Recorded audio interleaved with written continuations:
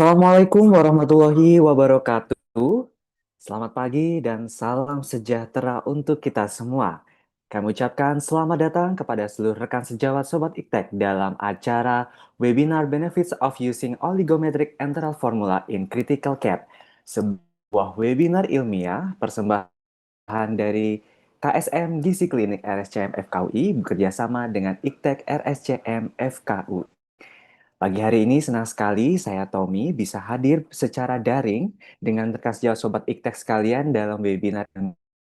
Tentunya kami telah mengundang narasumber yang sangat ahli dan expert dalam bidang critical care. Dan kita akan membicarakan mengenai benefits of using oligometric enteral formula in critical care.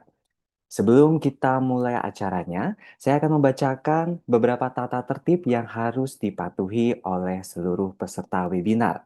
Yang pertama, peserta wajib mengikuti webinar sampai dengan acara selesai melalui ruang Zoom webinar ini.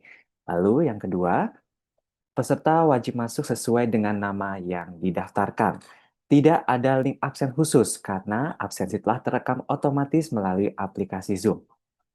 Mohon diperhatikan, minimal kehadiran adalah 80% dari seluruh rangkaian acara untuk bisa mendapatkan sertifikat di Pelataran Sehat. Kelas Pelataran Sehat akan dapat setelah webinar selesai dan terdapat post-test di Pelataran Sehat berdasarkan pemaparan materi saat webinar. Peserta dapat mengajukan pertanyaan kepada narasumber melalui kolom Q&A dengan format nama _institusi _pertanyaan. Dan kolom Q&A hanya digunakan untuk mengajukan pertanyaan mengenai topik webinar. Rekan sejawat, Sobat Iktek sekalian, webinar pada pagi hari ini merupakan sebuah webinar ilmiah persembahan dari KSM Gizi Klinik RSCM FKUI bekerjasama dengan Iktek RSCM FKUI dan didukung oleh Vima Kalbe Company. Jadi kepada seluruh rekan sejawat Sobat Iktek untuk bisa stay sampai akhir karena nanti akan ada dua pemaparan materi dan narasumber yang sangat luar biasa dan juga tentunya nanti akan ada diskusi panel sehingga harus diperhatikan dan apabila ada pertanyaan bisa dituliskan di kolom Q&A yang ada di bawah ruang Zoom ini. Langsung saja kita memasuki acara inti webinar yang akan dipandu oleh Dr. Diah Eka Andayani, Magister Gizi Spesialis Gizi Klinik Konsultan. Dr. Tia menyelesaikan pendidikan dokter di Fakultas Kedokteran Universitas Trisakti dan juga melanjutkan pendidikan Magister Ilmu Gizi serta pendidikan dokter spesialis gizi klinik di Fakultas Kedokteran Universitas Indonesia. Saat ini beliau merupakan staf pengajar dan juga staf klinis di KSM Gizi Klinik, Prodi Gizi Klinik Fakultas Kedokteran Universitas Indonesia RSCM Jakarta. Selamat pagi, Dr. Dia. Selamat pagi, Dr. Tommy. Baik, Dokter Dia. Terima kasih atas kehadirannya pagi hari ini, Dokter. Kami persilahkan Dokter Dia untuk bisa memandu jalannya webinar dan juga diskusi panel di akhir sesi nanti. Silakan, Dokter. Terima kasih. Assalamualaikum warahmatullahi wabarakatuh. Selamat pagi, sejawat-sejawat sekalian. Senang sekali hari ini saya, Dia, akan menjadi moderator pada sesi webinar yang topiknya sangat menarik, yaitu tentang benefit of using oligomeric enteral formula in critical care. Pada sesi ini nanti sejawat-sejawat sekalian akan banyak mendapatkan informasi dari para ahli yang sudah bergabung bersama kita mengenai bagaimana sebenarnya pemilihan formula untuk pasien-pasien yang mengalami kondisi gangguan saluran pencernaan, terutama pasien-pasien yang dirawat di critical care. Teman sejawat yang ingin mengajukan pertanyaan dapat mengajukan pertanyaan pada kolom Q&A pada saat sesi diskusi nanti akan kami pilihkan beberapa pertanyaan yang menarik dan bisa menjadi tambahan ilmu pengetahuan untuk teman-teman sejawat sekalian. Nah, untuk mempersingkat waktu, bersama kita semua hari ini sudah bergabung dua pembicara yang sangat ahli di bidangnya. Yang pertama adalah Dr. Filza Sasri Pedian dari Spesialis Anestesi PI Konsultan. Selamat pagi Dr. Filza. Selamat pagi, Dok. Ya, Dr. Filja kali ini akan menyampaikan materi dengan topik yang judulnya Gastrointestinal Disturbance in Critically Ill Patient, Early Identification and Management. Untuk Dr. Filza, waktu akan diberikan selama kurang lebih 1 jam. Nanti akan ada timer dan izinkan juga saya untuk mengingatkan sebagai moderator apabila waktunya sudah akan habis. Dr. Filja, mungkin kita akan sama-sama lihat dulu nih CV beliau. Dr. Filza menyelesaikan pendidikan anestesi tahun 2017 di, mohon maaf, pendidikan dokter di FKUI tahun 2010, kemudian melanjutkan program spesialis anestesiologi selesai tahun 2017, kemudian subspesialisasi tahun 2024, dan beliau sampai saat ini adalah staf Departemen Anestesiologi dan Terapi Intensif di FKUI RSCM, tentunya dengan berbagai macam pengalaman ilmiah baik di jurnal-jurnal maupun keahlian beliau sebenarnya tidak dilakukan lagi untuk membahas tentang materi ini. Untuk itu, Dr. Filza dipersilakan, waktunya sekitar 1 jam ya, Dok. Baik, saya izin share screen.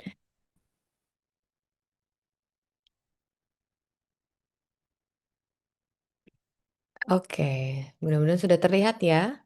Sudah, Dokter. Baik ya, Bismillahirrahmanirrahim. Assalamualaikum warahmatullahi wabarakatuh.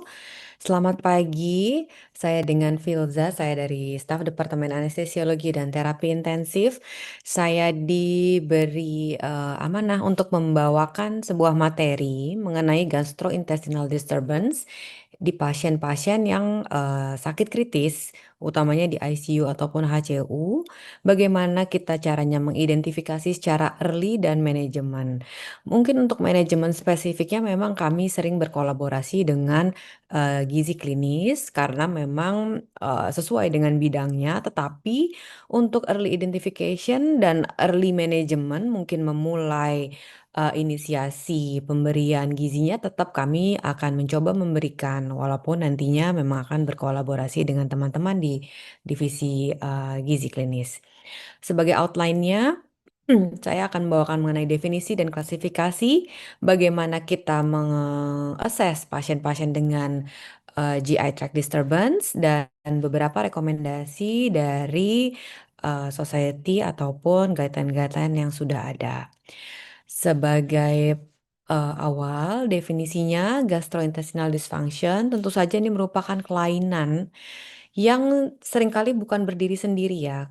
Kelainannya ini kita bisa melihat gangguan pada motilitas, gangguan pada penyerapan nutrisi, lalu gangguan pada integritas dari mukosa usus, perubahan dari mikrobiom dari usus itu sendiri, kemudian mungkin pasien kita temukan dengan peningkatan tekanan intraabdomen atau misalkan perutnya distensi. Kemudian ada juga memang kaitannya dengan infeksi yang nantinya akan berdampak pada sistemik juga atau sistemik itu akan berpengaruh pada GI tract. Dan ini ujung-ujungnya bisa berakhir pada multi organ failure yang semakin bertambah buruk sehingga akhirnya sampai dengan kematian. Kita sering menemukan pasien itu sudah di akhir nih yang warnanya pink, life threatening condition. Contohnya kasus-kasus pada perutnya distensi, kemudian ususnya seperti gambarannya kalau pada pemeriksaan penunjang melebar-melebar, tapi sebenarnya tidak ada obstruksi gitu ya, atau kita sering sebut Ogilvy syndrome. Kebetulan saya memegang di ICU ibu. Nah, kami juga beberapa kali mendapatkan kasus seperti ini. Tidak ada gejala obstruksi, tapi perutnya distensi, toleransi makannya tidak baik. Kami BNO, oh benar ususnya melebar-melebar. Atau mungkin memang ada iatrogenik ataupun ada suatu kasus yang tumor atau sesuatu kondisi iskemik yang menyebabkan GI tract itu perforasi, perdarahan saluran cerna, sepsis, sindrom abdominal kompartemen, atau ada obstruksi yang bukan iskemik. Ini biasanya kita lihat di ICU. Tetapi sebenarnya apa sih yang terjadi di pasien itu? Apa sih mekanisme yang mendasarinya? Mungkin diawali dengan adanya perubahan-perubahan dari motilitas ususnya yang bisa disebabkan karena satu dan lain hal selain kondisi sistemiknya, mungkin ada gangguan dari empedu, kemudian gangguan dari hormon atau gangguan dari perubahan pada kondisi infeksi mungkin mikrobiomnya pada pemberian antibiotik lama ya misalnya gangguan pada mikrobiom di usus itu sendiri atau misalkan memang ada kondisi sistem imun yang secara lokal di usus kan memang sangat berperan ya usus ini untuk meregulasi dari sistem imun itu pun misalkan terganggu. Sehingga nantinya kita akan melihat gerakan ususnya melambat, kemudian makannya tidak bisa kita berikan sesuai target, kemudian residunya banyak, ada perdarahan saluran cerna, ada translokasi bakteri gitu ya. Kemudian pasien mungkin kalau kita periksa secara marker infeksi meningkat, kemudian secara asam basa juga akan terganggu gitu ya. Sampai dengan akhirnya disfungsi dari organ. Ini biasanya rangkaian klinis yang kita bisa amati ya. Nah, di ICU ada beberapa studi yang mencoba mengembangkan tools untuk mendiagnosis, bukan mendiagnosis ya, meng-screening kira-kira ada nggak nih gastrointestinal dysfunction ya. Salah satunya adalah GIDS ini. Dia mulai dari 0 sampai dengan 4. 4 adalah yang paling parah, 0 ini nggak ada risiko sama sekali, artinya kondisinya normal. Tapi yang mungkin mesti kita waspadai di nomor 1 nih, udah mulai ada risiko yang meningkat. Misalkan pasien ini kita nggak bisa kasih oral intake ya, nggak bisa ada konsumsi, kemudian adanya motilitas usus yang menurun atau hilang sama sekali, ada residual dari NGT-nya atau muntah. Residual NGT-nya mungkin cukup banyak ya, misalkan 200 kita mungkin kasih konsumsi dietnya nggak seberapa banyak tapi produksinya residunya 200. Kemudian perutnya semakin lama semakin membesar, ada diare, ada GI bleeding ya.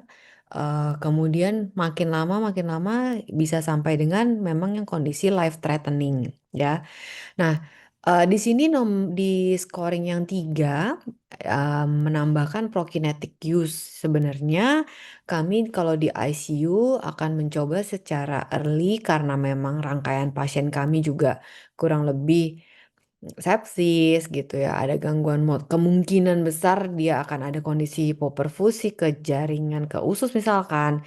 Kami tetap memberikan prokinetik lebih awal biasanya, tidak menunggu sampai adanya gejala ileus ataupun intoleransi dari nutrisi. Secara klinis kita bisa melihat ya tadi muntah misalkan kita temukan, ada regurgitasi, kita biasanya kan kalau di ICU pasang NGT ya, dari NGT-nya juga terlihat produksinya cukup banyak. Kemudian ada distensi abdomen, ada suara bising usus yang menurun, pasien yang mungkin tidak merasa nyaman di daerah perut kalau memang bisa mengungkapkan gitu ya. Kemudian tidak defekasi dalam jangka waktu yang cukup lama misalnya. Kemudian kalau pasien itu ada stoma, tidak ada produksi atau produksinya tidak normal, kemudian ada diare, ada GI bleeding. Nah, tapi kalau kita mau melihat secara terhitung gitu ya, kita mungkin bisa melihat gastric residual volumenya berapa. Nanti akan saya ungkapkan yang berapa sih yang kita mesti pikirkan ini ada intoleransi. Atau kalau memang bisa kita mengukur intraabdominal pressure walaupun jarang, ini mungkin bisa salah satu tanda untuk melihat secara eh, eh, kalkulatif gitu ya, berapa sih tekanan intraabdomen. Ada juga yang membagi berdasarkan 3 tipe. Ini sebenarnya sebuah progresivitas dari penyakit gangguan gastrointestinal. Dimulai dari tipe 1, 2 sampai dengan 3. Tipe 1 ini biasanya masih dalam tahap awal, biasanya masih dalam tahap akut nih pasiennya dalam kondisi shock misalkan atau dalam kondisi pasca operasi. Yang biasanya organ-organ saluran cerna ini dikorbankan istilahnya ya, dikorbankan oleh tubuh secara otomatis karena dia akan memfokuskan perfusi ke organ-organ yang lebih vital seperti jantung, otak ya, kemudian ginjal dan mungkin usus akan lebih dulu berdampak. Sehingga ini bisa terjadi pada hitungan hari ya. Setelah beberapa hari akut phase-nya ini kita bisa stabilisasi, harusnya fase ini bisa terlewati. Tetapi kalau tidak, mungkin kita masuk ke akut yang fase kedua, yang di mana di sini kondisi akutnya berkepanjangan. Instabilitas dari metaboliknya juga berkepanjangan. Ini bisa hitungan minggu sampai dengan bulan. Yang terkadang ini sulit untuk, kita kembalikan dalam hitungan hari juga ya. Biasanya, kondisi saat mungkin sepsisnya misalnya mulai resolve perlahan-lahan di fase 2 ini, terkadang, gastrointestinalnya juga masih butuh recovery yang lebih lama lagi. Sehingga terkadang dia masuk tuh ke fase yang ketiga ini, di mana ya jadinya, mungkin dalam jangka waktu panjang jadi ada gangguan dari gastrointestinal, di mana nantinya bisa ada contohnya pada short bowel syndrome, pada dismotilitas usus yang berkepanjangan, itu bisa juga terjadi, gangguan dari, gastrointestinal, ya. Sehingga memang nantinya kita harus berpatokan bahwasannya, penyebab utama kondisi akutnya memang harus kita atasi secara, cepat, secara mungkin lebih agresif, kemudian, kita optimalisasi kecukupan cairan tidak berlebihan tapi cukup, kemudian, dan mencegah dari disfungsi organ yang lain-lain dengan cara mungkin berbagai hal kita lakukan ya.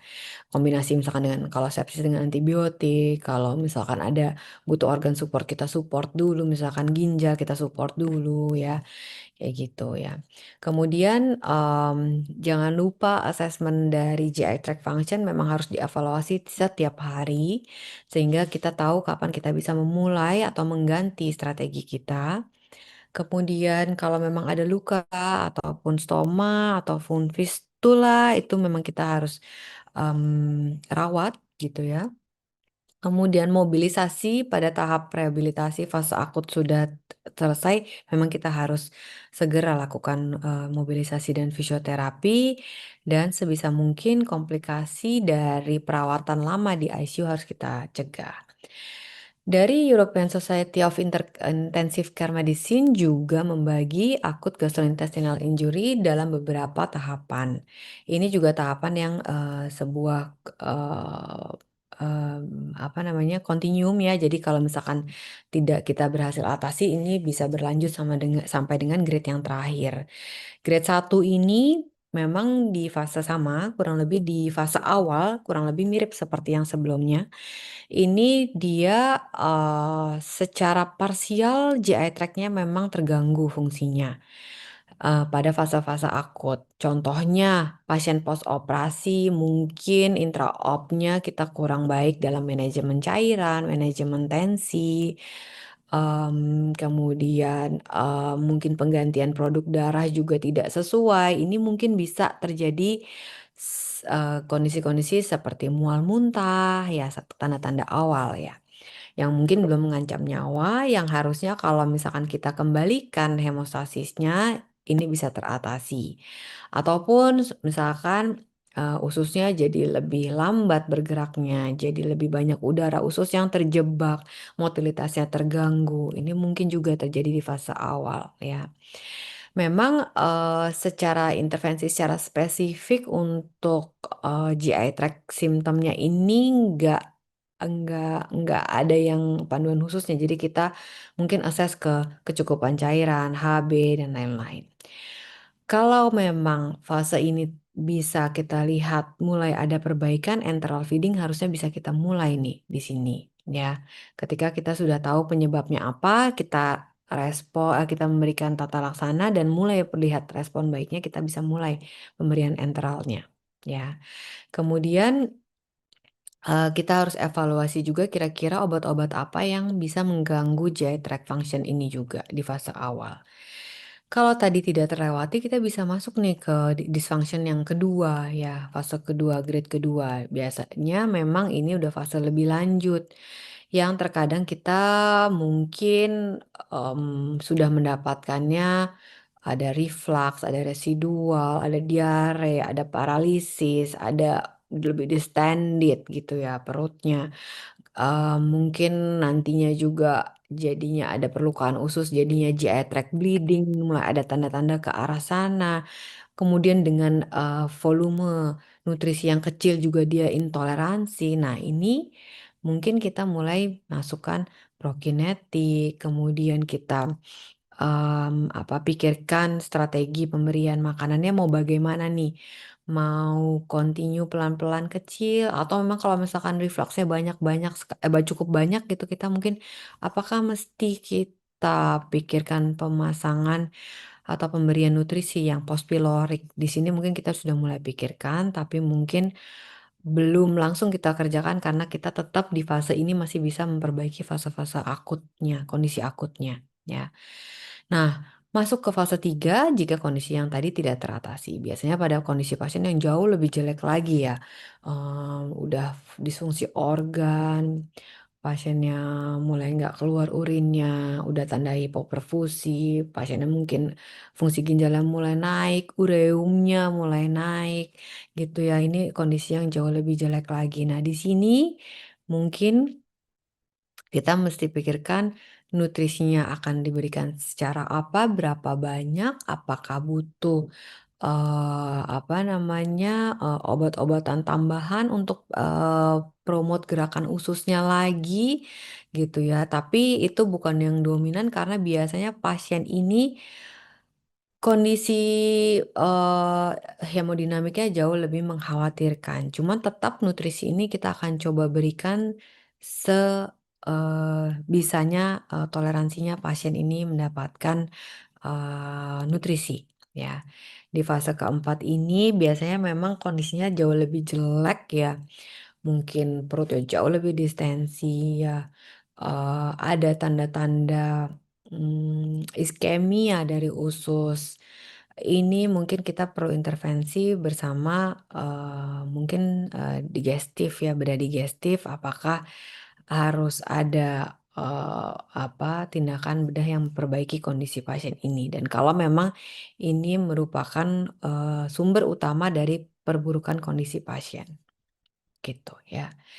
Ada rekomendasi, guideline ya, algoritma yang cukup menurut saya cukup mudah untuk membuat kita berpikir ya. Jadi memang pada, kondisi akut gastrointestinal, injury, biasanya kita akan mencoba menilai apakah enteral feeding ini bisa memenuhi lebih dari 80% dari yang pasien ini butuhkan. Jika iya berarti kita bisa naikkan gitu ya, artinya pasiennya oke. Tapi kalau enggak, kita lihat apakah ada kondisi shock atau enggak. Kalau iya, kita harus stabilisasi dulu, evaluasi per hari paling tidak, kemudian tetap enteral feeding kita mulai secara minimal yaitu 20 cc per jam. Tapi kalau tidak ada shock, apakah enteral feeding ini ada kontraindikasi atau enggak? Kalau iya, tetap kita harus evaluasi per hari dan mungkin kita bisa consider apakah parenteral feeding secara bertahap kita bisa berikan. Gitu ya. Mungkin ini masuknya di hari ketiga gitu ya. Dan nggak terlalu awal sih sebenarnya ya. Kemudian, kalau tidak ada kontraindikasi, apakah ada gejala dari GI tract symptom yang menunjukkan adanya injury? Jika tidak ada, mungkin enteral feeding kita bisa berikan ya. Kemudian kita akan evaluasi per hari. Tapi jika ada, mungkin kalau misalkan severe, kemudian general condition yang nggak perbaikan, ini mungkin masuknya ke AGI yang fase kedua gitu. Ataupun jika iya tapi moderate mungkin di AGI yang fase 1. Di mana kalau AGI yang fase 1 kita bisa mulai, enteral feeding dan tingkatkan bertahap, tapi tetap harus memperhatikan kondisi hemodinamik sistemiknya secara keseluruhan ya. Apakah toleransinya terganggu akibat kondisi akut yang, belum teratasi. Kemudian kalau memang kita bisa masukkan enteral feeding, kita lihat, toleransinya. Jika tidak ada, maka mungkin kita bisa anggap dia toleransinya cukup baik, bisa kita tingkatkan. Tapi kalau ada, mungkin ini masuknya ke fase kedua atau mungkin ada kondisi baru yang membuat dia nggak bisa toleransi. Tadinya sudah masuk ke yang fase satu, tapi ternyata ada insult baru. Jadinya memang kita harus memulai lagi dari awal. Ya, kalau kondisinya perbaikan, mungkin kita bisa masukkan dia ke tahapan yang jauh lebih baik lagi, naikkan target-target pemberian nutrisinya. Tapi kalau enggak, ya artinya dia masuk ke fase yang lebih buruk lagi, fase ketiga sampai dengan fase keempat, gitu ya. Jadi artinya eh, s- kita nggak bisa lebih agresif untuk memberikan nutrisi, mungkin kondisi akutnya. Kondisi utamanya harus kita perbaiki lebih dulu ya. Nah, ini ada feeding intolerance syndrome ya, memang karena ada berbagai gejala yang kita temukan di situ ya, sindrom ya. Nah, biasanya memang kita mulai enteral feedingnya memang dengan target yang sesuai ya. Cuman memang manajemennya kita harus tetap perhatikan apakah kita evaluasi lagi nih kira-kira obat-obatan apa yang bisa mengganggu dari motilitas usus. Paling sering memang di ICU adalah penggunaan opioid yang memang kita gunakan untuk sedasi dan analgetik pasien-pasien yang terintubasi dan ventilasi mekanik. Kalau memang pasiennya tolerans, kita bisa gantikan tolerans terhadap nyerinya, maksudnya kita bisa gantikan ke obat-obat lain yang mempunyai efek sedasi dan analgetik sama, tapi bukan golongan opioid, gitu ya. Kemudian apa perlu kita memberikan prokinetik ataupun laksatif, kita evaluasi juga. Dan intraabdominal pressure mungkin secara kasat mata ya kita lihat kira-kira lingkar perutnya bagaimana gitu ya. Nah, kalau masuk pada kondisi intraabdominal hypertension di mana definisinya adalah dia terdapat peningkatan tekanan intraabdomen 12 mm air raksa atau lebih, ini artinya ada kondisi yang mungkin merupakan penyebab dari intoleransi ataupun GI tract dysfunction. Caranya bagaimana? Memang tidak lumrah kita lakukan di ICU. Biasanya pengukurannya dari kondisinya harus pasien berbaring datar. Biasanya kita pakai syringe dari kateter urin, tapi ini pun kita nggak lakukan secara rutin ya. Kita connect ke manometer yang untuk melihat berapa sih tekanannya. Tapi ini nggak selalu ada juga alatnya ya.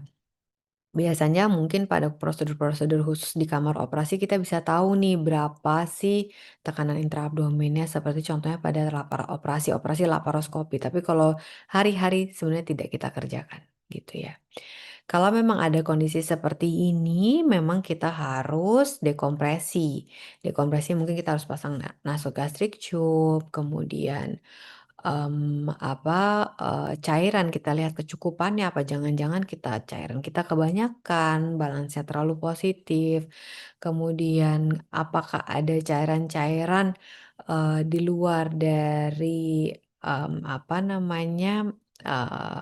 intraabdomen gitu ya. Ini mesti kita pikirkan ya. Kalau memang sampai dengan terjadinya abdominal compartment syndrome ini biasanya cukup jelas ya, perutnya distended sekali, pasiennya nggak ada gerakan usus. Nah ini memang mungkin harus surgical decompression gitu ya, nggak bisa lagi cuman dengan NGT saja ataupun rectal tube saja. Kita harus mungkin surgical untuk life saving dari pasien ya. Nah, untuk gastric residual volume biasanya kalau kita bisa melihat ketika single volume dari residual NGT-nya ini lebih dari 200. Nah, ini biasanya kita harus pikirkan pemberian prokinetik. Contohnya erythromycin yang ya, ataupun metoclopramid kita berikan. Opioid kita hindari. Kalau perlu sekali kita pasang post pyloric feeding bersama dokter yang bisa memasang ya. Kemudian posisinya head up gitu ya. Ini kita sudah rutin kerjakan di ICU. Kita juga perlu mengakses apakah ada GI tract bleeding nih. Kok tren HB-nya mulai turun? Mungkin kita perlu cek apakah memang ada defekasi yang mengandung darah gitu ya, darah samar misalkan, ataupun kalau jelas sekali di NGT ataupun di BAB-nya.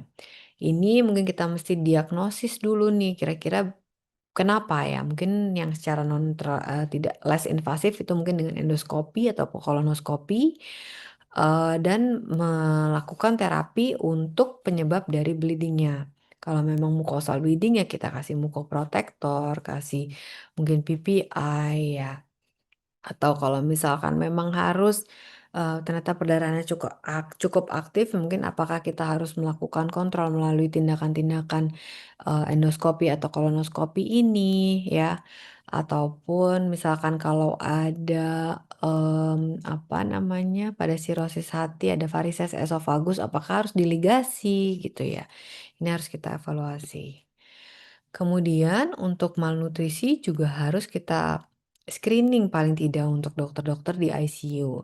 Ya, mungkin ada beberapa tools yang kita bisa gunakan di ICU ataupun pasien dengan rawatan ya. Yang biasanya dalam 48 jam itu pasien di ICU sudah mempunyai risiko yang meningkat untuk terjadinya malnutrisi. Sehingga memang salah satu yang harus kita perhatikan kecukupan dari nutrisi pasien walaupun pasien ini di ICU. Screening yang cukup rutin digunakan yaitu dengan NRS ini untuk mengakses apakah pasien punya risiko malnutrisi yang harus kita akses dalam 48 jam pasien masuk ICU. Biasanya kita melihat juga selain dari nutritional status ya yang non mild, moderate, severe ini, kita juga melihat dari stres dari metabolik yang pasien hadapi ya. Apakah pasien yang nggak ada stres metabolik, tapi biasanya pasiennya nggak ada di ICU kalau nggak ada stres metabolik ya. Ataupun mild ya pasiennya mungkin pasca pasien-pasien geriatri yang pasca hip hip replacement gitu ya, hip fracture, kemudian pasien-pasien PPOK gitu ya, ini di mild. Kalau moderate mungkin pasien-pasien yang ada operasi abdomen, ataupun pasien stroke, pasien keganasan darah, atau pasien pneumonia. Sampai dengan kalau yang severe ya memang mungkin skor Apache-nya udah cukup tinggi ya. Yang biasanya apa namanya pasien trauma berat ya di kepala, pasien sepsis, shock sepsis berat ini mungkin yang severe. Sehingga nantinya ketika skornya 3 sampai 7 ini kita udah harus mengatur apa namanya nutrisi strategi pemberian nutrisinya. Kalau 0 sampai 2 biasanya kita monitor setiap minggu, tapi ini biasanya pasiennya jarang kalau 0 sampai 2 ini nggak ada di ICU biasanya ya. Ada pula dari Aspen juga mereka melakukan apa namanya ada tools-nya untuk mengevaluasi mulai dari energi intake, weight loss yang pasien alami, kemudian kondisi fisik yang kita temukan, kemudian body fat, muscle mass, fluid accumulation, sama grip strength kekuatan. Tapi ini kami di ICU dari dokter anestesi ataupun intensivis jarang melakukan ini. Biasanya kami akan minta pertimbangan dari dokter gizi klinis ya. Aspen juga punya tools-nya. Ini biasanya mungkin lebih sering kita gunakan yang tadi NRS itu ya. Nah, Nutrix Score ini memang cukup spesifik untuk pasien-pasien di ICU yang biasa kita juga gunakan selain NRS. Karena dia mempunyai komponen yang dievaluasi dari usia, Apache, SOFA, kemudian komorbid yang pasien ini miliki, kemudian berapa lama pasien ini udah ada di ICU, dan IL-6. Sebenarnya IL-6 ini tidak rutin kita gunakan, tapi mungkin dari yang lain-lain saja sudah mewakili gitu ya. Dan itu sudah cukup rutin kita bisa dapatkan datanya ya. Bahkan mereka juga mencantumkan kalau tanpa IL-6 interpretasinya akan bagaimana gitu ya. Biasanya kalau skornya kita lihat 5 sampai 9 ini udah kita kategorikan sebagai skor yang cukup tinggi yang biasanya outcome-nya akan kurang baik ya. Mortalitasnya, kemudian kemampuan untuk winning dari ventilasi mekaniknya, dan biasanya terapi nutrisinya harus agresif. Di sini juga kita biasanya sudah bersama dokter gizi menterapi supaya targetnya bisa sama-sama kita achieve, kondisi akutnya, rehabilitasinya ya, winning dari ventilasi mekaniknya kita bisa sama-sama apa namanya achieve gitu ya.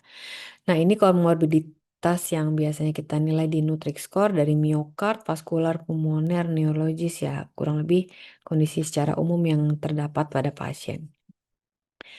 Ada juga GLIM, ini mungkin dia membagi secara fenotip dan penyebabnya. Kemudian maskor ada beberapa yang bisa kita cukup cukup ringkas juga ya kalau maskor, tapi tetap biasanya kita gunakan NRS tadi ya. Nah, ini rekomendasi Aspen untuk pasien-pasien yang di ICU. Biasanya pada 48 jam pertama sebisa mungkin kita sudah memberikan enteral nutrition. Walaupun sebenarnya oral itu lebih utama ya, pasti lebih baik, cuman jarang kita bisa berikan pasien-pasien di ICU ini secara oral. Em, Pastinya kalau pasien ini sadar penuh, bisa fungsi menelannya cukup baik, tidak ada kondisi akut yang bagaimana, hanya sekedar pemantauan pasca operasi, mungkin kita bisa berikan oral diet ya. Dan biasanya kita targetkan di atas 70% sampai dengan di atas dari kebutuhan dasar, kebutuhan pasien itu. Tapi kalau nggak bisa ya memang kita harus enteral nutrition, dan kalau bisa jangan kita tunda lebih dari 48 jam. Kalau enteral nutrition ini nggak bisa, mungkin dalam 3 hari kita bisa memulai parenteral nutrition. Tapi kita mulainya akan bertahap dan biasanya nggak, ketika bisa dikombinasi dengan enteral, kita akan bolak-balik mencoba untuk memberikan enteralnya gitu ya. Untuk mencegah overfeeding memang peningkatan dari dosis ataupun volume ataupun target dari pemberian enteral dan parenteral nutrition ini harus bertahap kita berikan ya. Nah, pemberian dari continuous memang enteral nutrition memang lebih dianjurkan daripada pemberian bolus. Jadi memang kita biasanya punya burat khusus untuk pemberian nutrisi di ICU. Untuk post pilorik, memang kita lihat lagi nih kondisi pasiennya intoleransi nggak, residualnya banyak nggak, kondisi gasternya kira-kira bermasalah nggak, gitu ya. Ada GI tract, gastric bleeding yang berlebihan nggak? Mungkin apa kita mesti pikirkan untuk puasakan dulu atau mungkin kita bisa memberikan post pilorik ya. Dan biasanya kita berikan jejunal feeding kalau memang kita bisa memasang post pilorik akses untuk memberikan nutrisi ya. Untuk pemberian prokinetik memang lebih baik kita berikan pada pasien-pasien yang memang kita curigai ada intoleransi. Dan memang katanya dari Aspen erythromycin ini yang sebagai first line-nya. Tapi sayangnya di tempat saya bertugas memang nggak selalu ada ya, erythromycin IV. Kalau kita berikan secara oral, ya kan pasiennya lagi intoleransi ya, jadi kami rasa nggak akan efektif, sehingga mungkin satu-satunya yang masih bisa kita berikan tanpa batasan di RSCM itu adalah metoclopramid sebagai prokinetiknya. Ya, untuk energi expenditure memang sebaiknya kita hitung secara kalau memang punya ya memang pada pasien yang terventilasi mekanik menggunakan indirect calorimetry. Tapi kalau nggak ada, apakah bisa kita mengukur melalui konsumsi oksigen dari kateter arteri pulmoner? Tapi ini juga nggak selalu. Mungkin di pasien jantung, pasien operasi jantung ada akses seperti ini, tapi nggak semua pasien kami ada gitu ya. Jadi kadang yang cukup sering adalah kita menghitungnya atau dokter gizi menghitungnya secara prediktif gitu ya. Nah, sehingga kadang-kadang pemberian nutrisinya kita jadinya di bawah dari targetnya. Kalau kita punya indirect calorimetry, mungkin yang isokalorik bisa kita berikan, tapi hampir semua pasien kami menghitungnya dengan prediktif, sehingga biasanya mungkin di bawah dari apa namanya idealnya. Jadi mungkin nggak melebihi dari 70% dari energi expenditure yang sebenarnya. Tapi setelah 3 hari mungkin kita bisa mulai tingkatkan kalau memang kita lihat pas akutnya terlewati, toleransinya jauh lebih baik gitu ya. Intinya semua akan kita evaluasi per hari ya. Parenteral nutrition seperti yang tadi mungkin kita kita mulai, tapi nggak terlalu early, mungkin 3 sampai 7 hari kita bisa mulai pikirkan pemberian parenteral nutrition. Ataupun ketika enteral nutritionnya kayaknya setengah-setengah nih, antara kadang cukup, kadang nggak cukup gitu ya. Mungkin parenteral nutritionnya mungkin kita bisa mulai secara early. Biasanya kita akan minta, kami di ICU akan minta pertimbangan juga dari dokter gizi ya. Nah, untuk kecukupan protein memang kita akan evaluasi juga, targetnya memang 1,3, 1,2, 1,3 gram per kilogram berat badan, dan ini bisa ditingkatkan, tapi terkadang di fase awal kita cuma bisa dapat 0,8 mungkin ya, itu aja udah lumayan mungkin ya, untuk pasien itu bisa tolerans pada fase akut yang cukup jelek gitu, misalkan kondisi pasiennya cukup cukup tidak baik gitu ya. Apalagi kalau pasien ini sudah masuk ke fase yang rehabilitasi, fase weaning dari ventilator, dia harus mulai menggunakan otot-otot kerja napasnya lagi. Ini biasanya proteinnya akan kita coba minta untuk tingkatkan bertahap gitu.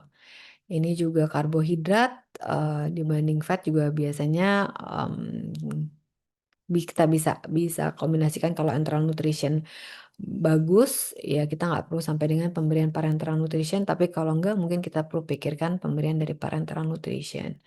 Glutamin biasanya kita juga minta pertimbangan khusus pada pasien-pasien yang trauma, pasien yang luka bakar gitu ya. Ini perhitungannya biasanya memang kami mintakan bantuannya dari dokter gizi klinis.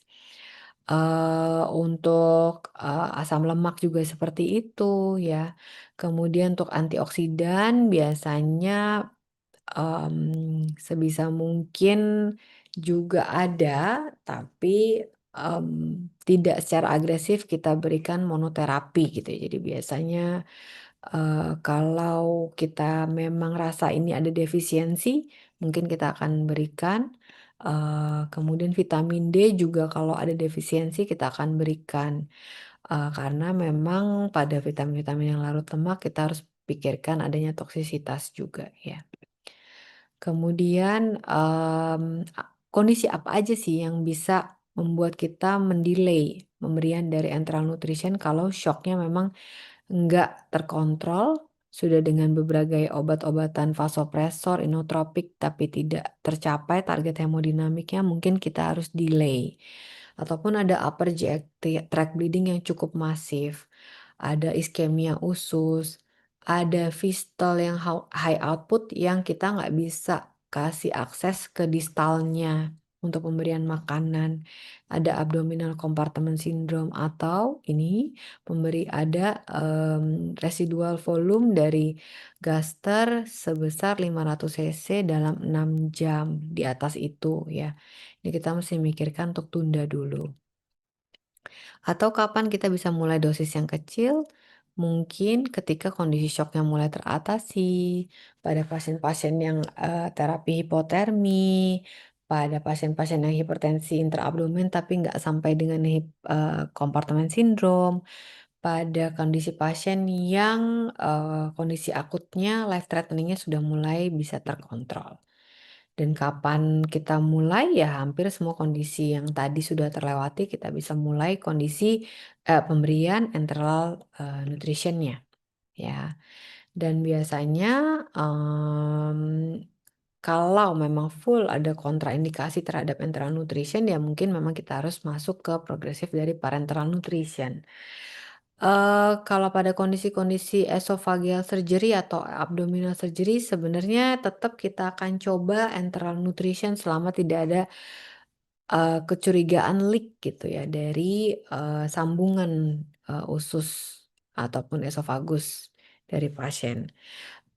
Biasanya nanti kita akan koordinasi ataupun apa namanya bicarakan dengan surgeon-nya kira-kira ini aman atau tidak atau pasien memang harus dipuasakan ya.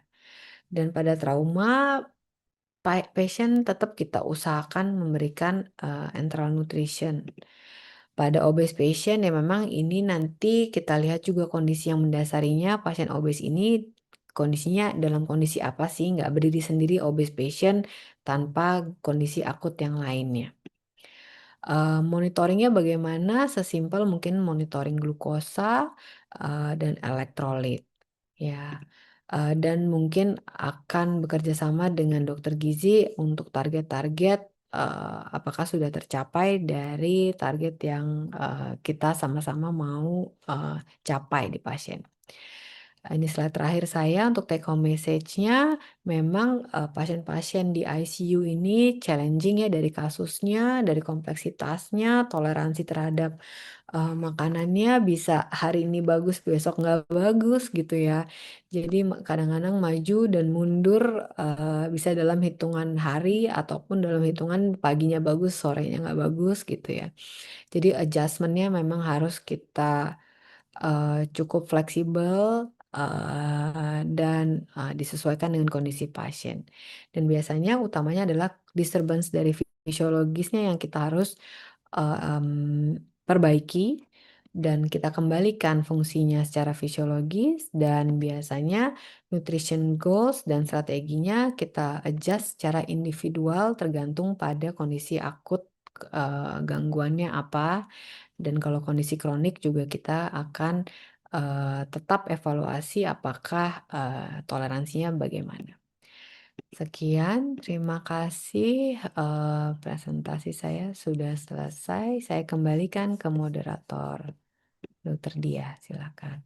Ya, terima kasih Dokter Filza atas presentasinya. Wah, presentasi pertama ini kita akan banyak sekali yang mendapatkan informasi tentang bagaimana menentukan nutrisi dari sisi kondisi pasien secara klinis. Dan Dokter Filza tadi sudah menyampaikan bahwa sebelum kita memberikan nutrisi, kita harus benar-benar mengetahui pasien ini siap atau tidak, gitu ya. Mulai dari bagaimana penegakan kriteria diagnosisnya, bagaimana kondisi saluran cernanya, kemudian tadi juga notes disampaikan oleh Dokter Filza bahwa nutrisinya bersifat personalized sekali gitu ya, karena berhubungan dengan bagaimana kondisi pasien detik per detik kalau di ICU nih, jam per jam, ini nggak bisa per hari gitu ya dok, bisa aja pagi-pagi dapatnya A, tiba-tiba 15 menit kemudian jadi B. Nah tentunya ini akan mempengaruhi bagaimana luaran klinis yang diharapkan oleh dokter yang merawat ya terutama. Nah, tadi kita juga sudah menyampaikan bahwa nutrisi punya peran gitu ya, dan kalau bisa awal-awal kita akan mengoptimalkan dulu saluran cerna yang masih bisa digunakan. Gunakan dulu nutrisi baik itu kalau bisa oral kita berikan oral, tapi kalaupun tidak bisa tentunya formula enteral yang spesifik sesuai dengan kondisi pasien akan sangat membantu perbaikan kondisi klinis. Nah, sejawat sekalian, untuk mengetahui bagaimana pemilihan formula atau formula apa yang tepat untuk pasien-pasien sakit kritis, akan disambung oleh pembicara yang kedua, Dr. Lili Indriani Octavia, MT, MGizi, SPGK, subspesialis penyakit kritis, yang akan menyampaikan satu materi yang sangat menarik juga tentang oligomeric formula enteral nutrition in critically ill patient. Berikut adalah CV beliau. Beliau menyelesaikan pendidikan sarjana doktoralnya di Universitas 11 Maret, kemudian melanjutkan pendidikan di STI ITB dan juga menyelesaikan pendidikan S2-nya di FKUI, lalu juga lanjut ke spesialis gizi kliniknya juga di Universitas Indonesia. Beliau juga sangat aktif di berbagai macam organisasi dan tentunya karena kepegawaian beliau di bidang tata laksana untuk pasien sakit kritis, pastinya akan banyak pengalaman-pengalaman atau ilmu-ilmu baru yang akan beliau sampaikan, terutama tentang pemilihan formula yang sesuai untuk pasien-pasien sakit kritis. Dokter Lili sudah bergabung bersama kita, untuk itu saya berikan waktu untuk beliau sekitar 1 jam ya dok, pukul 10 sampai pukul 11 insya Allah. Siap ya. Dan sejauh-sejauh sekalian sebelum mulai, tadi saya sudah lihat di Q&A sudah ada beberapa pertanyaan nih untuk Dokter Filza. Tapi sabar dulu ya. Silakan sampaikan lagi pertanyaan sebanyak-banyaknya di Q&A dan nanti akan saya bacakan dan pilihkan setelah presentasi Dokter Lili. Dokter Lili dipersilakan dok. Baik, Dokter Dia, terima kasih atas kesempatannya. Alhamdulillah saya bisa bergabung dengan baik di kesempatan pagi hari ini. Dokter, saya izin share screen dulu ya. Ya baik dok. Oke. Sudah terlihat, Dokter? Ya sudah, tinggal di slideshow saja. Baik. Oke, Dokter. Ya sudah, oke dok, silakan. Baik. Tadi sudah disampaikan, sebelumnya saya ucapkan terima kasih kepada ICTech RSCM yang telah memprovide kegiatan ini yang bekerja sama dengan KSM Gizi Klinik, Departemen Anestesi RSCM, dan juga dari mitra kami, apa namanya, Vinusol Prima Internasional yang telah apa namanya bekerja sama sehingga kegiatan ini dapat terlaksana pada pagi hari ini. Saya Lili, tadi sudah disampaikan kurikulum saya dan saya ingin menyampaikan bahwa disclosure ya bahwa webinar pagi ini kita bekerja sama dengan Vino Sol Prima Pharma Internasional. Terima kasih sekali lagi dan ICTech serta Departemen Anestesi. Tapi materi ini adalah hanya untuk tujuan pendidikan dan tidak ada unsur promosi baik yang off label maupun on label ya. Baik, jadi ada beberapa hal yang ingin saya teruskan. Nah, tadi sudah banyak juga disampaikan oleh Dr. Filza. Terima kasih Dr. Filza, sangat komprehensif pembahasannya. Bagaimana jumlahnya, bagaimana pemilihannya, bagaimana mitigasinya, bagaimana monitoringnya. Namun kita akan lanjutkan sekarang pemilihan formulasinya. Seperti apa supaya gangguan toleransi pada saluran cerna pada pasien-pasien ICU itu bisa kita atasi dengan baik. Jadi ada beberapa outline yang ingin saya sampaikan, mulai dari klasifikasi, definisi, kemudian kunci rekomendasi penting dalam tata laksana nutrisi, terutama pemberian sentral di ICU, kemudian bagaimana kita bisa memaksimalkan pemberian nutrisi enteral sehingga gangguan toleransi yang tadi telah disampaikan bisa minimal dan kita bisa achieve dan memitigasi dan memperbaiki fungsi metabolisme pasien sehingga pasien bisa betul kembali sembuh. Kemudian setelah kita bisa menilai itu, maka kita akan melihat bagaimana bukti-bukti penelitian yang telah ada yang mensupport penggunaan formula oligomerik pada pasien-pasien sakit kritis dan sekarang kita memasuki era efisiensi ya. Jadi era efisiensi itu juga kita akan menilai bagaimana cost dan effectiveness berdasarkan bukti evidence yang ada di dunia ini sehingga bagaimana nanti pemilihan di lapangan menjadi lebih affordable ya. Jadi kita juga menilai sampai ke aspek keekonomiannya bagaimana penggunaan oligomerik ini di dalam setting critical care. Dan akhirnya kita akan tutup dengan kesimpulan. Nah, kita mengetahui ada klasifikasi nutrisi enteral itu berbagai sudut pandang. Jadi berdasarkan komposisi kimiawinya, berdasarkan densitas energinya, berdasarkan konten dari proteinnya, berdasarkan osmolaritasnya, dan dalam bentuk wujudnya cair apakah bubuk atau cair. Jadi kita bicara tentang formulasi enteral itu macam-macam gitu ya.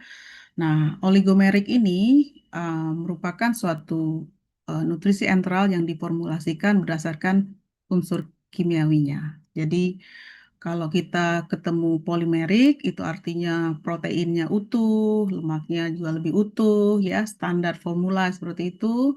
Sedangkan kalau proteinnya sudah dipecah menjadi peptide, kemudian lemaknya sudah dipecah menjadi MCT, dan kemudian diformulasikan dengan berbagai bahan yang makanan yang lain, itu kita sebut sebagai oligomerik. Nah, kita bisa lihat di sini bahwa nama lainnya juga bisa kita sebut di dalam jurnal kita temukan peptide base formula juga ya. Jadi dia merupakan pre-digest parsial gitu ya, sehingga dia lebih gampang diserap oleh saluran cerna dibandingkan polimerik. Karena kita tahu pada pasien dengan sakit kritis itu sering sekali terjadi gangguan toleransi saluran cerna ya, ada peningkatan residu, NGT dan seterusnya, kemudian ada perdarahan dan seterusnya, sehingga kita mungkin memerlukan preparat ini untuk meningkatkan target dari pemberian energi kita sehingga kita bisa memitigasi disturbance dari metabolisme yang terjadi yang akhirnya juga dapat mempengaruhi toleransi saluran cerna juga ya. Jadi supaya rantai itu diputuskan maka kita juga perlu memahami bagaimana kita memilih preparat-preparat ini supaya tujuan tata laksana pasien tercapai. Nah, pada formula oligomerik ini atau peptide base formula ini juga kita tahu dia terdiri dari rantai peptide gitu ya. Kemudian 2 sampai 50 asam amino ya, rantai asam amino, kemudian lemak utamanya adalah MCT ya. Ya, pada pasien-pasien dengan gangguan digesti ataupun malabsorpsi gitu ya, secara umum di setting apapun seringkali kita gunakan ya. Jadi kenapa dia memiliki properties yang siap serap, lebih mudah didigest karena dia memiliki transporter peptide itu yang ada di membran saluran cerna sehingga itu memudahkan terjadinya absorpsi di saluran cerna. Jadi memang properties yang dimiliki dari si preparat oligomerik itu membuat kapasitas dari transportnya lebih bagus, osmolaritasnya menjadi lebih bagus dan kemudian sumber dari nitrogennya memang benar-benar nitrogen yang allow untuk terjadinya sintesis protein atau mengganti protein breakdown yang terjadi akibat tingginya sitokain atau muscle breakdown pada kondisi sakit kritis. Jadi properties-properties inilah yang dipercaya atau telah dibuktikan oleh berbagai penelitian yang membuat kita boleh memilih preparat ini untuk pasien-pasien dengan gangguan toleransi yang yang terjadi pada sakit kritis.